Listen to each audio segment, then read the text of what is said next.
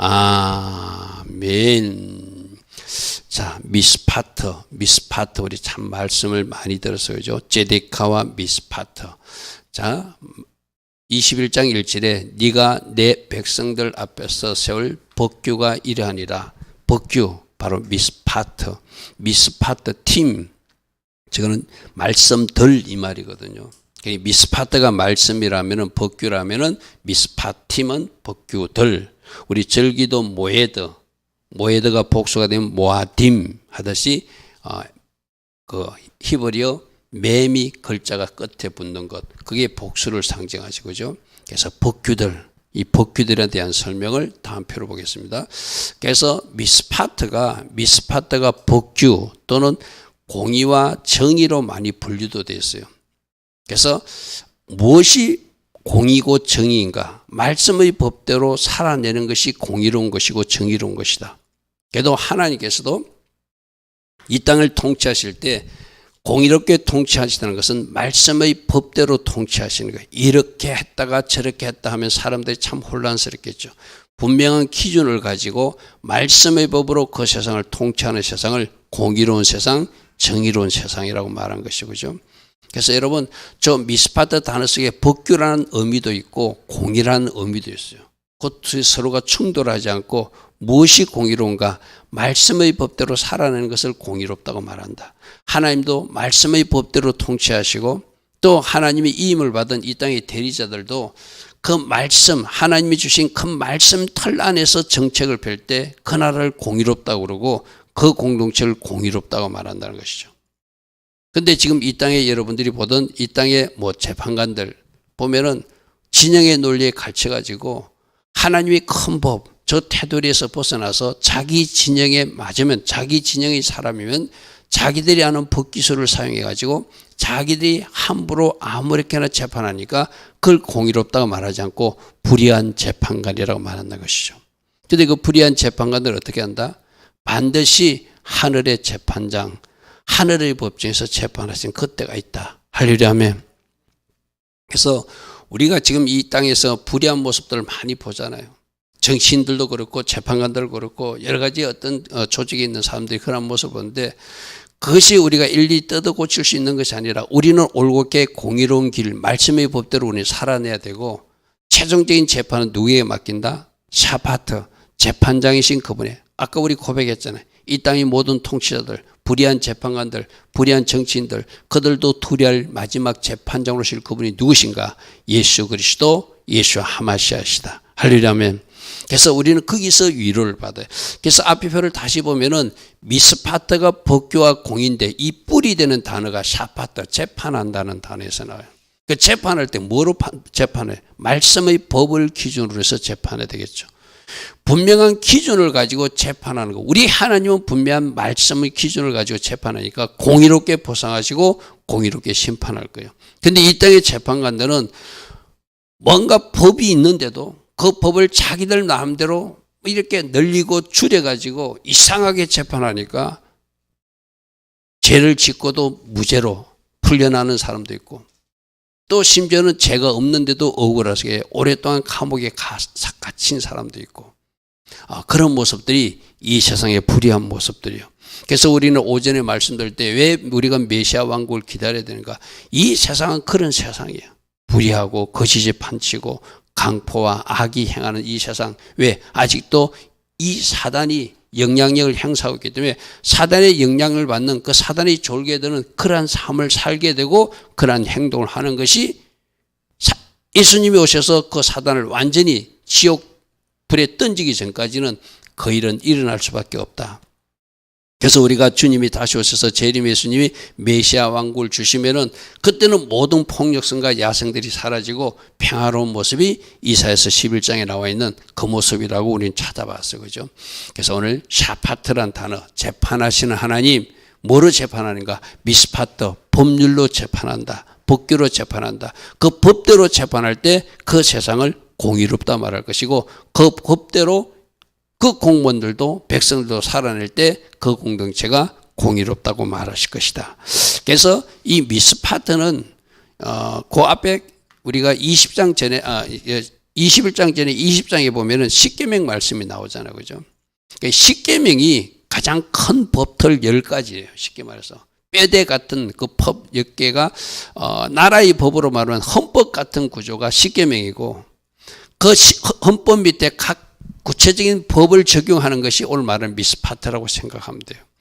여러분, 우리나라 법제도 헌법이 있고, 그 다음에 법률이 있고, 그 다음에 대통령령이 있고, 각 부처에서는 시행규칙이 있고, 그것이 이제 하부 조직에서 큰 틀 헌법에 맞게끔 법을 만들어야 되고, 법에 맞게끔 대통령령도 만들어야 되고, 그 대통령령에 맞게끔 각 부처에서 시행규칙을 만들어서 구체적으로 하부 조직을 하면서 구체적 적용거리가 나오는 거거든요. 그래서 이 말씀도 똑같아요. 지금 우리가 오늘 공부하는 21장은 20장에 나오는 십계명령을 구체적으로 좀 적용하면 여기까지 너희가 사는 것, 그것이 하나님의 요구다. 그렇게 우리에게 말씀하고 있죠. 자, 그래서 십계명은 왜 주었는가? 하나님의 신부들, 주님의 신부들이 지켜야 될 신부들의 혼인 서약서 같은 것이 뭐였어? 너희들은 하나님은 섬겨야 된다. 우상 숭배하지 말아야 된다. 도둑질해도 안 된다. 거짓 증거해도 안 된다. 간음해도 안 된다.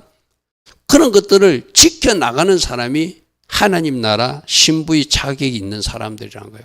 그래서 저 다바르라는 단어를 잘 주목하십시오. 다바르. 달레트, 베이트, 레시거든요. 끝부터 가운데 글자가 베이트죠. 우리 아이들하고 저 히브리어 글자를 공부하면서 다 공부했어요. 각 숫자값이 있다. 숫자값 1부터 400까지 전체를 공부했거든요. 그러면서 저기에 나오는 베이트가 집이잖아요. 숫자값 2인 거죠. 그래서 집의 머리에게 달레트가 뭐죠? 우리 5784년이 달레트였잖아요. 그죠? 문을 열어주고 총석시키는 거. 그래서 다바르가 말씀인데 저 다바르의 말씀의 내용을 이렇게 풀이하면은 집의 머리이신 예수님께 내가 문을 열어주라고 하는 것이 전부 다 말씀의 내용들이래요. 할렐루야 아멘.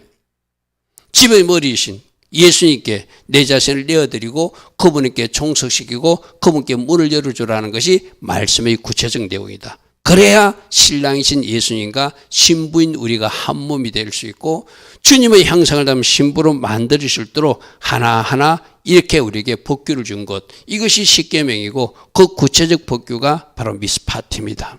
할렐루야 아멘. 따라합니다. 십계명은 신부들이 지켜야 할 혼인 서약서입니다. 아멘. 말씀의 내용은 따라합니다. 말씀의 내용은 신랑 예수님께 문을 열고 종속시키라는 것입니다. 아멘. 그분을 받아들이고 그 신부에게 신랑이 원하는 모습으로 신부가 살아드리는 것, 그것이 바로 다바로 말씀이라 할 수 있다는 것이죠. 그래서 십계명이 큰 틀이라면 그 십계명의 구체적으로 613가지를 여러 가지로 구분해서 우리에게 말하고 있는 것, 그것이 바로 하나님께서 우리에게 주신 미스파팀 내용들이다. 그래서 첫 번째로 미스파팀은 십계명을 구체적으로 실천하는 613가지 법규를 말한다. 할렐루야 하면 쉽게 말해서 미스파트, 말씀을 말한다. 미스파팀, 말씀들을 말한다. 그 말씀들은 뭘 의미한다? 예수께 나를 충속시키라고, 예수님께 문을 열어주라고 말씀하시는 것이 말씀의 내용들이다. 할렐루야 하면 그렇게 큰 틀에서 이해하고 따라오시면 되겠습니다. 그래서 다음 표를 보면은 조금 전에 제가 설명했던 최고의 법이 십계명이에요. 최고의 법이 십계명. 최고의 법이 십계명이고 그 최고의 법을 실천하기 위해서 구체적으로 법을 좀 나눈 것이 오늘 말하는 미스파팀들이거든요.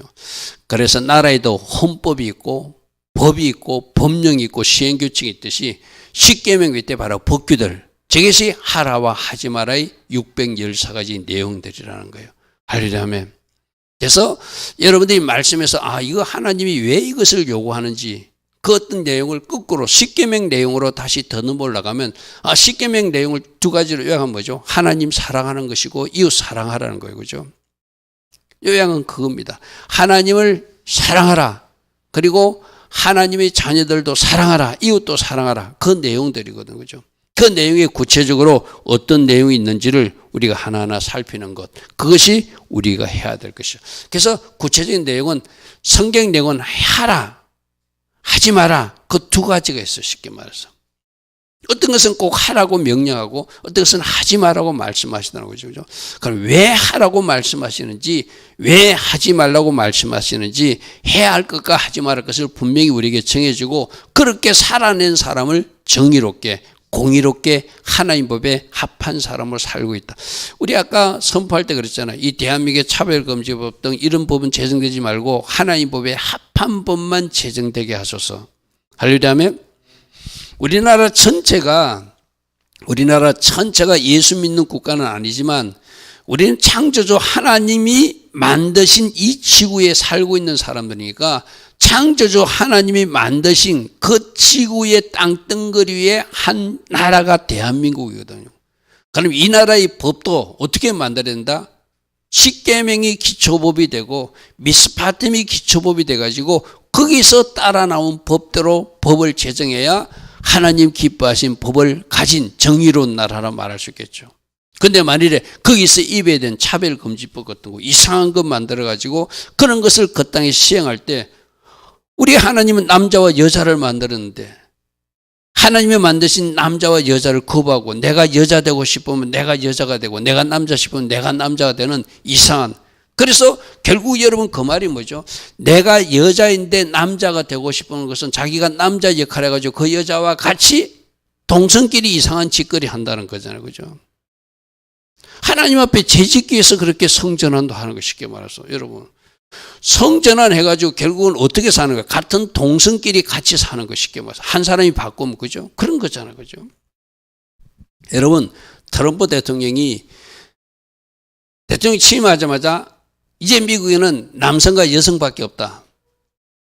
그가 주변의 목사님들이 겉면에서 그렇지만 그게 이번에 정치에 자기가 당선된 1등 공신일 때 그 머스크 아들이란 친구가 이상한 친구예요.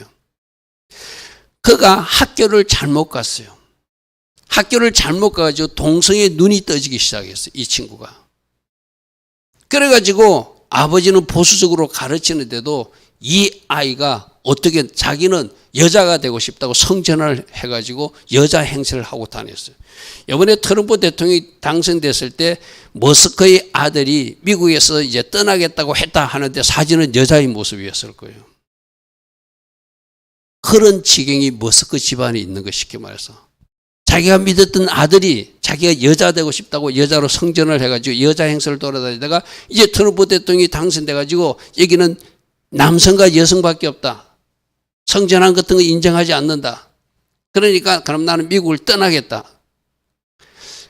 그런 지경의 나라가 지금 미국이에요. 그죠? 그러니까 여러분, 당연히 대통령은, 당연히 한 나라를 책임지는 사람은 하나님이 창조하신 것을 믿으면은 그 나라가, 그죠? 모든 세상의 조직들이 하나님이 창조하신 이 지구촌임을 믿으면은 그 하나님이 만드신 질서 하에서 그 하위법을 만들어야지 그게 정의로운 나라잖아요. 그죠? 그런데 막 성전환도 해도 되고 남자가 여자 역할을 해도 되고 여자가 남자 역할을 해도 되고 자기 하고 싶은 성을 또 바꾸고 싶으면 또 바꿔도 되고 엉망진창으로 그렇게 바꿔서 뭐 하겠다는 거예요. 정상적인 남녀 간의 사랑을 나누는 것이 아니라 이 동성끼리 동성애 하겠다는. 여러분, 소돔과 고모라가 왜 멸망당했죠? 동성애 때문에 멸망당했잖아요. 그죠? 바로 그것이 지금 법규들을 통해서. 여러분, 그러니까 이런 거예요. 우리나라도 나라 전체는 기독교 국가는 아니지만 이 나라를 우리는 누가 창조하셨다? 대한민국도 하나님께서 창조한 나라다. 할렐루야 하면. 그럼 이 나라의 법도 하나님의 법에 맞는, 즉 십계명이 헌법 같은 조항이라면 그 헌법, 하나님을 경외하고 하나님만 두고 우상을 숭배하지 하라고 하는 그 제일법이 바로 지켜지는 나라가 될 때 우리 하나님께서 기뻐하시겠죠. 할렐루야 아멘. 그래서 이 십계명은 바로 헌법 같은 역할을 한다면 그 밑에 하위법, 미스파템이 그 밑에 법률 같은 역할을 하는 거예요. 그래서 이 법률들을 왜 두었는가? 십계명을 더 보완하고 십계명을 구체적으로 적용할 수 있도록 미스파팀도 주신 것이 하나님이 우리에게 하라와 하지 마라. 하라가 248개래요. 하지 마라가 365개랍니다. 그런 말씀들을 우리가 같이 살펴볼 것입니다. 자, 보십시오. 누군가가, 저거는 뭐 성경 연구한 사람이 연구하니까 우리 인체 조직이 뼈마디가 248개래요. 또 360월이 1년이 360월이죠. 그래서 왜 하나님이 248가지의 하라와 365가지 하지 마라를 우리에게 주셨는가? 그 밑에 해석이 그거예요. 365일 날마다 빼마디 마디마디마다 새겨지고 새겨될 말씀이 613가지 구체적 미스파트입니다. 할렐루야 아멘. 여러분, 여러분들도 이제 하나님 주신 말씀이 여러분 뼈에 새겨져야 돼요. 여러분 마음판에 딱 새겨져서 어떤 말씀과 입에 된 사건이나 일이 났을 때 말씀 정답으로 딱 분별할 수 있는 지혜가 여러분들이 있어야 돼요. 내가 말씀 정답이 없으면 누가 A라고 그러면 또 A로 넘어졌다가 또 다른 사람이 B라고 그러면 B로 넘어졌다가 막 갈팡질팡하는 인생을 사는 거예요. 그래서 날마다 빼마디 마디마다 새겨지고 또 새기고 새겨될 말씀이 무엇이다? 하나님 말씀이다. 할렐루야 아멘. 우리 시편 말씀에 천지 창조를 하실 때 하나님이 포도주도 주고 기름도 주고 양식도 준다고 그랬어. 그죠?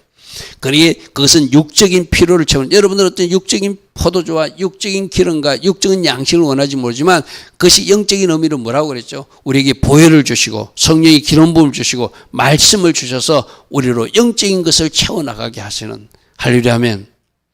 그래서 여러분들도 진짜 말씀을 날마다 읽어야 되고 말씀을 날마다 채워내서 내 속에 말씀이 딱 새겨져 있으면 어떤 문제가 일어났을 때, 어떤 상황이 벌어졌을 때 말씀 정답으로 탁 돌아설 수 있는 능력이 내 안에 생기는 거예요. 근데 말씀이 없으면 이 사람이 A라고 그러면 나도 A로 따라가고 저 사람이 B라고 그러면 B로 따라가고. 그래서 제가 참 안타까운 게 지금 이 대한민국 현실에서도 적어도 어떤 지역의 사람들도 말씀을 가지고 있을 것인데 그 말씀을 읽다 보면은 어떤 것이 하나님이 기뻐하실까?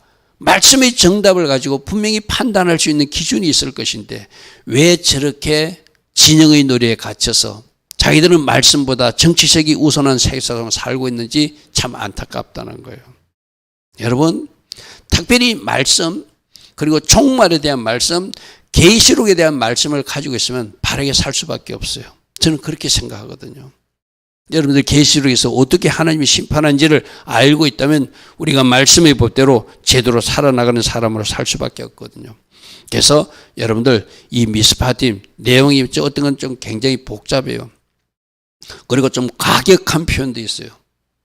우리가 그대로 살아내지는 않을지라도 여기서 요구하는 말씀이 뭘 이야기하는가? 부모를 저주하거나 부모에게 함부로 한 사람 죽여버리라. 그렇게 죽여버리라는 게 아니라 부모님을 잘 섬기라는 말씀이죠.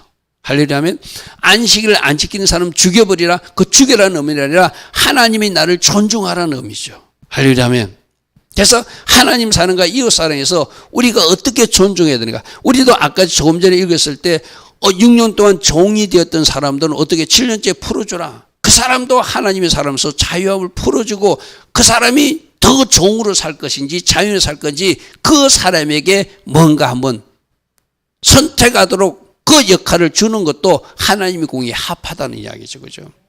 너 한번 내 종이 되었으니까 넌 꼼짝없이 나에게 묶여 살아야 돼. 그게 뭐죠? 우리 주님이 진리의 말씀하고 어긋나는 말씀이죠.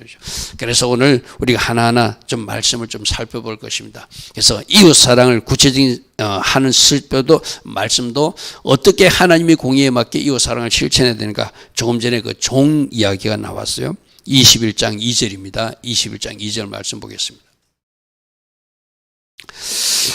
네가 히브리 종을 사게 되면은 히브리 상을 되면 6대 동안만 너를 섬길 것이고 7째 때는 몸값을 못하고 6년째까지 이제 몸값 역할을 다 했다고 생각하고 7년째는 풀어주라는 거예요.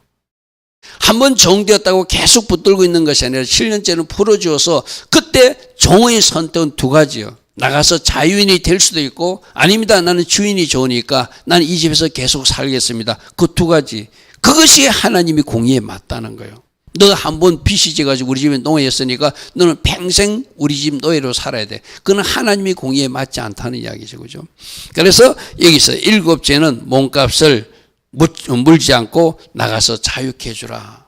그것이 하나님이 공의와 정의에 맞다. 그런데 자원하는 종이 있을 수 있다는 거예요. 다음 말씀 한번 보십시오. 만일 종이 분명히 말하기를 나는 상전과 내 처자를 사랑하니 나가서 자유인이 되지 않고 이 집에 계속 내가 종으로서 살겠습니다면 그것도 받아들이라는 거예요. 왜? 누가 선택했기 때문에 이 자유인이 될 수도 있지만 여러분 우리가 알고 있는 그 엘리에셀 같은 종이 있잖아요. 그죠? 아브라함 집에 주인 집에 아주 충성된 엘리에셀 정도 봐도 그런 사람이거든요. 이 당시 히브리 사회에서는 종이 자기가 자유하지 않고 계속 주인을 섬기겠다고 약속하게 되면은 만일에 그 집에 자녀가 있으면 그 종을 상속사로 삼을 정도로 대우해 줬어요. 상당히 문명적이죠. 그죠? 너는 평생 종이니까 종이 아니라 자기 집에 아이가 없으면. 그래서 아브라함 집에 처음에 아기가 생기지 않을 때 아브라함과 사라는 저 엘리에셀이 우리 아이로 하나님이 주셨구나. 그렇게 착각할 정도로 그런 어떤 문화가 있었던 거거든요. 여러분, 저 유대 공동체에서 저들이 살아가는 모습이 굉장히 인간적이에요. 그러니까 6년 살았으면 풀어주고 본인이 더 살겠다고 그러면 그 사람을 종으로 받아들이는데 그때부터는 너희들 친자식처럼 대우해 주라는 거예요. 할렐루야 하면. 그럴 때 그가 자유인이 되지 않겠다고 할 때 어떻게 하는가 하면 21장 6절에 이런 표현이 있습니다. 상전이 그를 데리고 재판장으로 가서 그를 문이나 문설주 앞으로 데려가서 그것에다가 송곳으로 그의 귀를 뚫어서 그는 종신동인 그 종의 흔적을 갖고 그 상전을 섬기도록 해라. 자, 이것도 강제로 한 것이 아니라 나는 이 집에서 더 살겠습니다. 차라리 자유하는 것보다 난 이 집에서 종이 되겠습니다 하고 귀에 구멍을 뚫는 거예요. 무슨 말을 하겠죠? 그럼 그것도 존중해 주라는 거예요. 그래서 재판장에 가서 귀에 구멍을 뚫은 사람은 나는 이제 자유인이 아니라 이 집에 평생 동안 종으로 살겠다고 스스로 선택했으니 그것을 받아들이고 그 사람은 아들처럼 대우해주는, 상속재산이 있으면 상속재산도 나누어주는 그런 대우를 했던 것이 이 당시에 어떤 문화라는 거예요. 자, 21장 6절에서 우리가 기울여야 될 것. 여러분들도 우리 고린도서 4장 1절에서 어떻게 그리스도의 종이라고 그랬어. 그죠? 그럼 어떤 종? 그리스도의 일꾼으로서 어떤 종이라고 그랬죠? 배에 내 자신을 묻고 노예선에 내 자신을 묶은 그리스도의 배에 같이 운명을 같이 하겠다고 하는 그 사람들이 그리스도의 일꾼의 모습이라고 그래서 그죠? 그걸 히페르테스라고 그래서 그죠? 여러분 한번 성경에 기록되어 있을 것입니다. 히페르테스라고 기록하라고 그랬죠. 그죠? 만일 그 사람들하고 똑같은 거 쉽게 말해서 그 사람도 그리스도라고는 배에다가 자신의 몸을 묻고 일평생 나는 노예로 살겠습니다. 누구의 노예로? 누구의 종으로? 그리스도의 종으로 살겠습니다. 할렐루야 아멘. 그래서 오늘 이 밤에 예배 나온 여러분들이 뭐 여성분들 귀걸이 하는지 안 하는지 모르겠지만 귀걸이보다 진짜 중요한 것은 영적으로 송곳으로 구멍을 뚫어가서 내가 종의 흔적을 가지고 사는 것. 할렐루야 아멘. 누가 봐도 이 에다미는 그리스도의 종이구나. 누가 봐도 이 지원은 그리스도의 종이구나. 그 종의 흔적을 우리는 가지고 사는 사람들이 돼. 할렐루야 아멘. 자원함으로 내가 그리스도의 종이 좋습니다. 난 그리스도를 위해서 살겠습니다. 나가래도 나가지 않을 것입니다. 하는 이 종의 자세가 바로 우리 크리스찬들에게도 필요한. 그래서 여러분도 영적으로 내가 뭐 해야 된다고요? 좀 더 흰 모자 하나 써야 된다고 그랬죠. 그죠? 흰 모자는 뭘 상징한다고 그랬죠? 대제사장이 흰머리 쓸 때는 나는 하나님이 질서 아래에 있는 하나님이 질서를 존중하는 하나님이 권위를 존중하는 의미로서 흰 모자를 쓴다고 그랬죠. 그죠? 그 여러분 한 사람 한 사람도 늘 하나님 세우신 질서를 존중하는 의미로 흰 모자를 영적으로 쓰고 있어야 돼요. 그리고 여러분 한 사람 한 사람이 전부 다 귀에 구멍을 뚫고 나는 그리스도의 종의 이치가 좋으니까 그리스도의 노예로서 그리스도의 종으로서 그리스도의 일꾼으로서 하나님 나라에 충성된 일꾼이 살겠다고 다짐하는 그런 모습들이 여러분의 귀에 구멍이 뚫린 모습으로 있어야 된다는 거죠. 여러분, 긴 머리도, 여자분들이 긴 머리 하고 있잖아요. 긴 머리가 뭐라고 그랬죠? 머리를 깎지 않는 건 나시린도 우리들에게 가질 흔적이라고 그랬어. 그죠? 머리를 깎지 않는다는 것은 어떤 의미라고 했죠? 그것도 역시 흰 모자를 쓴 것처럼 하나님 주신 질서에서 존중한다는 것이고, 감히 내가 하나님 영광을 잘라 먹지 않겠다고 하는. 그래서 우리가 성경에서 여러분들이 어떤 나시린에서 머리 기르는 것, 제사장이 흰 모자 쓰는 것, 이 종이 귀에 구멍을 뚫는 것, 우리 모두 크리스찬들이 받아들일 하나님의 메시지들이에요. 너도 하나님의 질서를 존중해야 되고, 너도 그리스도에 속한 종으로서 이제 자원함으로 충성하는 자리에 서서 하나님 나라의 일꾼으로서 뭔가 역할을 해야 되지 않는가? 그것을 우리에게 말하고 있어요. 자, 그 다음 말씀 또 하나 보겠습니다. 살인죄를 있을 때 살인죄는 어떻게 처벌하는가? 이게 십계명에도 나와 있는 이야기잖아요. 그죠? 21장 11절에 보니까 사람을 쳐 죽인 자는 반드시 죽이라. 이 말은 뭐죠? 죽이는 데 초점이 있는 것이 아니라 살인 행위를 절대로 하지 마라. 사람의 생명을 해하는 것은 하나님의 자녀들이 절대로 해서는 안 된다. 살인하지 말라 이랬잖아요. 그런데 누구는 생명을 해하는 일을 기뻐하죠? 사단은. 그래서 지금 미국에서도 쟁점이 되었던 그 낙태법 같은 거. 아마 한국에도 수많은 어린아이들이 그렇게 어떤 사라지는 것들이 많을 거고요. 그것도 생명을 죽이는 일이니까 하나님이 해서는 안 된다고 말씀하시는 거죠. 지금 우리나라의 사형이 어떤 법률적으로는 있지만 사형을 집행하지 않잖아요. 그죠? 나는 그것도 올바른 방식이라고 생각해요. 올바른 방식이라고 생각해요.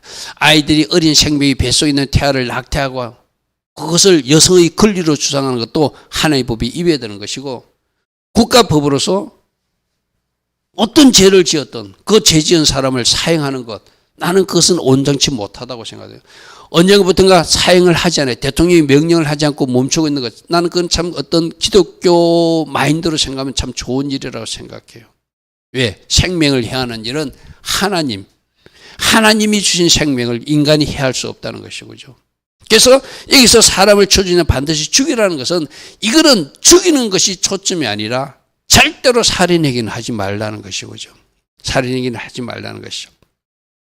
그리고 그 다음 말씀, 하나님께서 이거 사람을 죽였는데도 실수로 죽이는 사람도 있을 거거든요. 그런 사람들에서 도피성 제도를 주는 것이 21장 13절 말씀이에요. 만일 사람이 고의적으로 한 것이 아니라 하나님이 사람을 그의 손에 넘긴 것이면 내가 그를 위하여 한 곳을 정하려니 그 사람이 그리로 도망할 것이라. 예를 들어서 이런 거예요. 나무하다가 내가 도끼를 이렇게 찌다가 도끼가 손에서 떨어져 가지고 그 밑에 언덕 밑에 있는 사람이 맞아서 죽었어요. 그건 전혀 살해의 그 고의가 없는 거잖아요. 그죠? 그런 사람들은 그들이 사람을 죽였지만 살인죄에 걸리는 것 같지만 그들이 정상과 모든 것을 참조하면 그 사람은 살인했다고 죽이는 것을 온전치 못하다. 그래서 그들은 그 당시 이스라엘이라는 나라에 6군데의 도피성을 만들어 가지고 가장 가까운 도피성으로 도망가게 했어요. 그래서 그 안에서 숨어 있다가 그 안에 있으면 사람들이 끄집어낼 수 없어요. 쉽게 말해서. 그런데 고의로 죽인 사람이 그 속으로 도망가면 끄집어내서라도 죽일 수 있어요. 그러나 실수로 죽인 사람은, 실수로 생명을 해한 사람은 그 생명을 보호하기 위해서 도피성 제도를 둔 것. 그래서 그들은 언제 나오냐 하면은 그 제사장이 죽었을 때 비로소 추록하듯이 그 살던, 그 도피성이 어느 한 집이 아니라 한 마을이에요. 한 마을에 이런 부지 중에 실수로 살인한 사람들이 와서 거기서 같이 살아. 그 안에서 살게끔 누구도 그 사람을 해하지 못하도록 하는.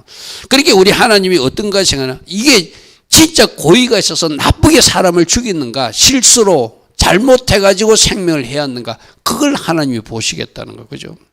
그리고 실수로 한 사람들은 그 사람들을 보호하고, 제사장이 죽을 때 그때 마치 오늘날 사면되듯이 나오면은 어느 누구도 그 사람을 해할 수 없게끔 만드는 그런 법을 제도를 만들어놨어, 그죠?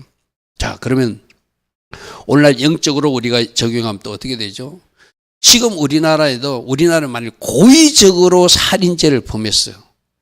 그래서 그 사람이 사형 판결을 받고 감옥에 있었어요. 사형 집행은 안 됐어요. 그러나 그 사람이 지금 어떻게 도피성 안으로 들어갈 수 있죠? 예수님을 영접하면, 할렐루야 하면 예수님께서 그 죄도 용서하시고 그 살인자도 바로 천국에 입성하는 은혜를 주시죠. 할렐루야 하면. 바로 도피성은 우리 예수님을 상징하게 돼요. 이 세상에서 어떤 죄를 지었더라도 예수님 안에 들어오게 되면 그 죄는 용서받는다. 할렐루야면 그 영혼일지라도 천국에. 그래서 우리가 알고 있는 아주 흉악한 죄를 지었던 사람들이 감옥 안에서 진짜 인격적으로 하나님을 만나고 나중에 예전에는 그 사형장에서 실제로 사형이 집행이 됐거든요. 그 사형이 집행이 되면서도 진짜 찬양하면서 웃으면서 천국 가는 모습을 간증하는 이야기를 우리가 듣고 있잖아요. 그죠? 바로 도피성이 바로 우리 예수님 안으로 피한 사람은 그렇게 살게 된다는 것을 말하죠. 아까 말했던 부모 공격에 대한 이야기는 21장 15절에 나옵니다. 자기 아버지나 어머니를 치는 자, 때리거나 죽이는 자는 반드시 죽일지니라. 이거 뭐 반드시 오늘의 법에도 자기 부모에게 함부로 하는 사람은 이런 강한 어떤 조치가 필요하기도 하죠. 그죠? 자, 그래서 이 말도 뭐죠? 그 사람을 죽이는 것이 목적이 아니라 절대로 이런 일은 하지 말라는 것이죠. 여러분, 여러분들 하나님 자녀들은 이것까지는 하지 않을 겁니다. 근데 고담 21장 17절 한번 보십시오. 자기 아버지나 어머니를 저주하는 자. 이 저주가 칼날이래요. 카보드는 뭐라고 했어요? 무게에 중심을 두는 것이고 칼날은 가볍게 보는 거예요. 그러니까 가볍게 보거나 멸시하거나 심지어 저주의 말까지 하는 자들도 반드시 죽여라. 자, 21장 17절 말씀을 오늘 여러분들이 말 언어 속에서 부모에게 여러분들이 함부로 말하고 있다면 구약의 법대로 하면 완전 죽임 당할지요. 그죠? 이런 자녀들 있잖아요. 자기 부모나 엄마나 아빠에게 함부로 말 쏟아내는 자녀들이 있거든요.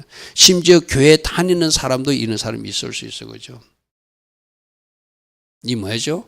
부모님은 아까 그랬잖아요. 흰 모자 쓰라고 그랬잖아요. 흰 모자를 쓴다는 것은 하나님 앞에도 그 질서에 순복하는 것이고 하나님이 세우신 모든 질서, 직장에 가면 직장의 질서, 학교 가면 학교의 질서, 가정에는 가정의 질서를 존중하는 것이 그게 흰 모자 쓴 거거든요.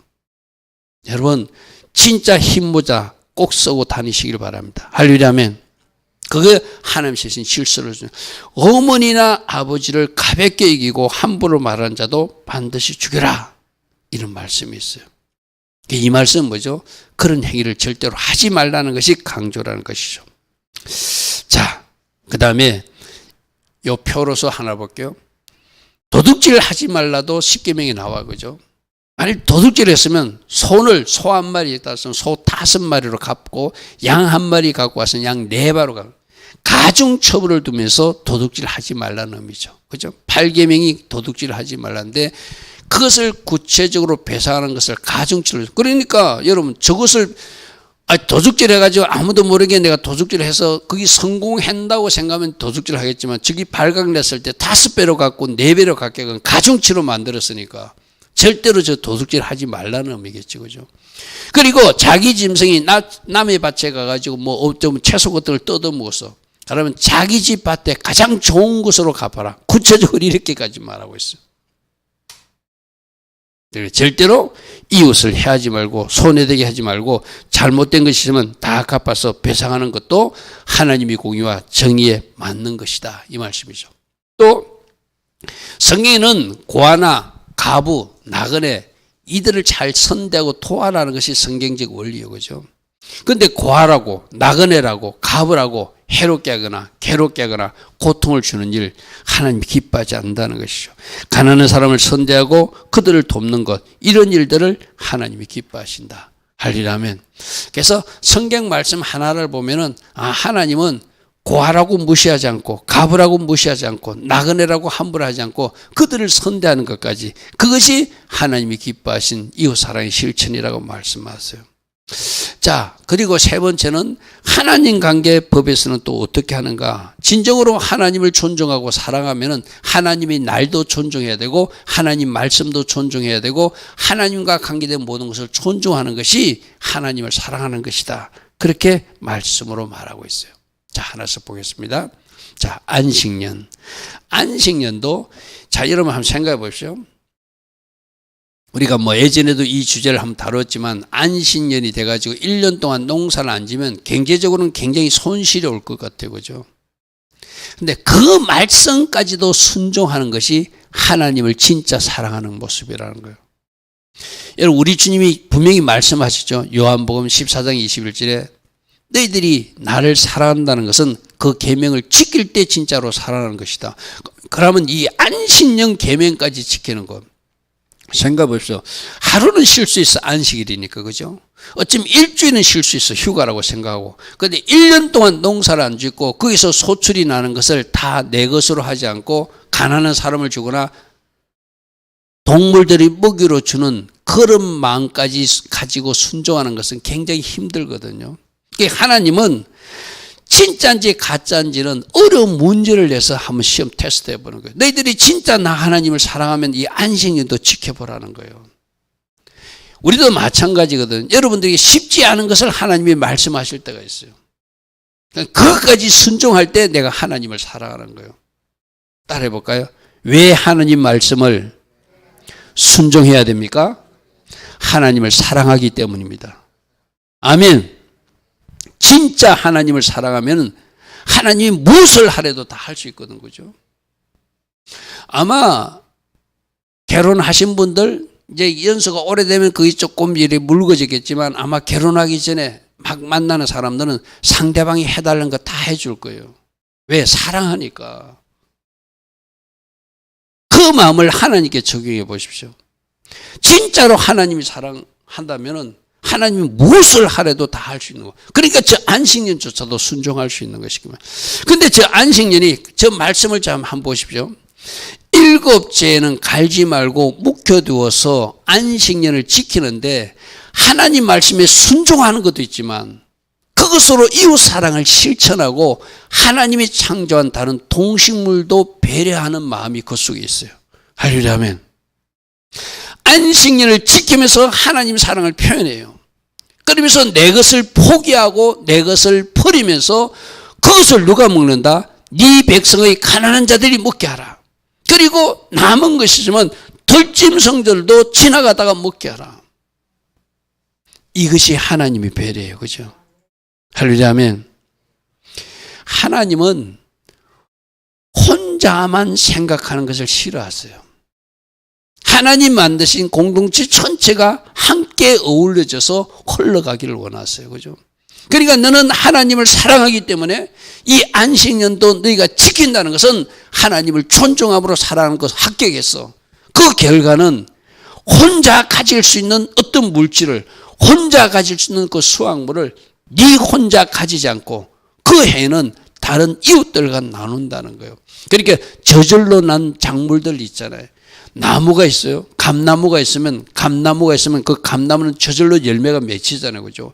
그럼 그때 그걸 네가 따지 말고 지나가는 사람들이 가져가게 하고 나그네가 가져가게 하고 고아나 가부가 가져가게 하고 가난한 사람이 가져가게 하고 그 가져가서 남는 것은 까치가 먹게 하고 또 새들도 짐승들도 먹게끔 하라는 거예요. 왜?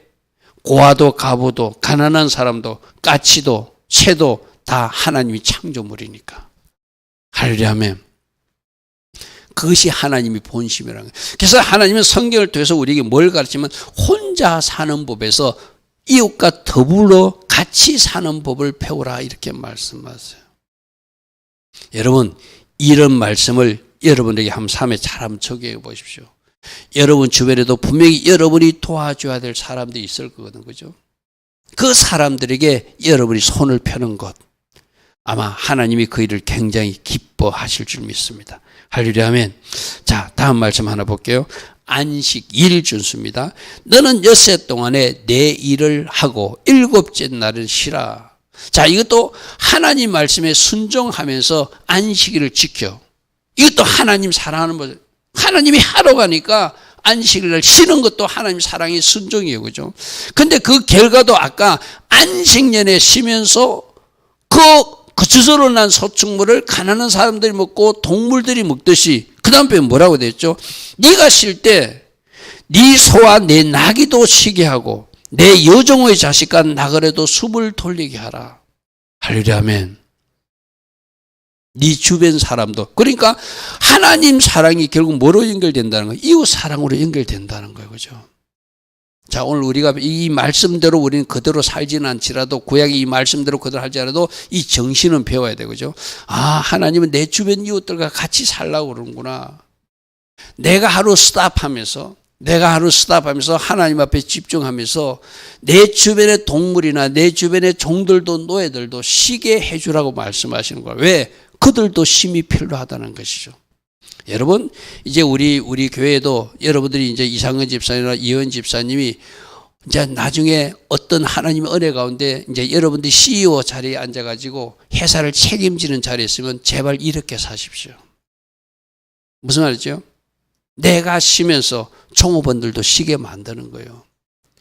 내가 시간을 이렇게 하나님 은혜 가운데 관리하면서, 내가 엊그저께도 어느 프로 보니까 젊은 사장이 일을 굉장히 열심히 하면서 밑에 직원들 피곤하게 만들더라고요. 다른 직원들보다 혼자 일찍 출근해가지고 모든 걸 다 체크하고 하는 그런 어떤 젊은 CEO를 봐. 물론 열심히 사는 것은 내가 참 저 친구 열심히 산다. 근데 그 밑에 직원들은 참 피곤하겠다. 무슨 말인지 그죠? 성경적으로 오늘 보니까 네가 쉬면서 네 주변에 소와 나귀도 쉬게 되고 너희들 집에 여종과 자식과 나그네도 숨을 돌 수 있는 시간을 주라. 너는 하나님께 순종하고 하나님의 말씀에 순종하면서 하나님을 존중하면서 하나님의 사랑을 표현했지만, 그것이 하나님이 창조한 다른 동식물과 하나님이 창조한 다른 사람에게도 선한 영향력을 끼치게 되는 것, 나는 너희들이 그렇게 살기를 원한다, 이렇게 말씀하세요. 할렐루야, 아멘. 여러분 직장에서 그럼 여러분 CEO가 아닐지라도, 최고 책임지가 아닐지라도 중간 간부도 그렇게 할 수 있겠죠. 내가 그 팀장이면 팀원들을 그렇게 만들 수 있겠죠. 그죠? 이제 여러분들이 하나님께서 원하시는 모습으로 한번 마인드를 좀 바꿔보시길 바랍니다. 출애굽기 23장 14절은 절기준수 이야기입니다.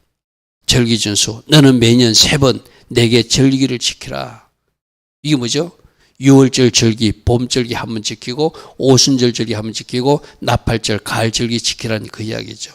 그게 6월절만 지키는 거예요. 6월절하고 무교절하고 오순절은 무교절하고 초실절하고 6월절은 연결되어 있어요. 그죠? 그럼 그 전체가 하나님 앞에 올라가는 절기예요. 그리고 오순절에 한 번 올라가고, 또 한 번 가을절기, 나팔절, 속죄일, 초막절 또 하나. 그러니까 1년에 3번 크게 묶어서 하나님 앞에 나가서 예배하는 것. 이 절기가 왜 이렇게 중요하다고 그랬죠? 우리 엊그저께도 나왔잖아요. 그죠? 절기는 뭐다? 바로 하나님의 시간표다. 할렐루야, 아멘. 하나님의 시간표다. 자, 출애굽기 24장 19절은 이제 하나님은 쉬운 거로 테스트하지 않는다고 그랬어요. 어려운 거로 좀 테스트한다고 그랬어요. 하나님을 사랑하는지. 네 토지에서 처음 거둔 열매의 가장 좋은 것을 가져다가 너희 하나님 여호와의 전에 하나님께 먼저 드리라. 첫 열매 중에서 가장 좋은 것. 첫 열매 중에서 가장 좋은 것. 첫 열매가 얻어지기 전에 여러분 나무로 생각해 보세요. 그 열매를 따먹기 위해서 한참 기다렸을 거예요. 몇 년을 기다렸을 거예요. 그죠? 근데 첫 열매가 맺혔어. 그 중에서도 가장 좋은 것 따가지고 하나님 앞에 드리라. 그게 바로 하나님을 존중하는 모습이라는 것이죠. 그럼 여러분들이 직장에서 첫 열매는 어떤 것이죠? 직장이 내가 초등학교 마치고 중학교 마치고 고등학교 마치고 대학까지 마쳐가지고 오랜 시간 공부해서 이제 처음으로 봉급받았어. 그러면 얼마나 그동안 부모님한테 받은 은혜도 있고 내 스스로도 갖고 싶은 거 있고 그 첫 봉급 쓰고 싶은 데가 얼마나 많아요. 그죠? 근데 그 첫 열매이기 때문에 하나님 앞에 드리는 것, 그것이 바로 하나님 존중이고 하나님 사랑의 모습이라는 것이죠. 그죠? 가장 귀한 것, 내가 먹어도 부족할 만한 그것을 먼저 하나님께 드리라는 것, 그것이 바로 하나님 사랑 표현이다, 이 말이죠. 22장 29절에도 그런 말씀이 있습니다. 네가 추수한 것과 네가 짜낸 즙을 바치기를 더디하지 말고 첫 열매는 반드시 빨리 드리라. 내 처음 난 아들들을 내게 주라는 것은 장자들도 하나님 앞에 드리는데, 이건 뭐로 드렸죠? 속전으로 다시 돈으로 계산해서 드렸죠. 그죠? 그래서 이런 말씀까지도 순종하는 것이 하나님을 존중하는 태도다. 22장 30절에는 뭐라고 했죠? 네 소와 양도 그와 같이 하되 1호 동안 어미와 함께 있다가 8월 만에. 자, 이것도 보십시오. 22장 3절에 소와 양 새끼도 하나님 앞에 드려야 되는데 8일 동안은 엄마와 같이 있게, 어미와 같이 있게 만들래요. 하나님 사랑이 느껴지죠. 그죠? 이제 8일 동안 막 젖 먹어야 될 때잖아.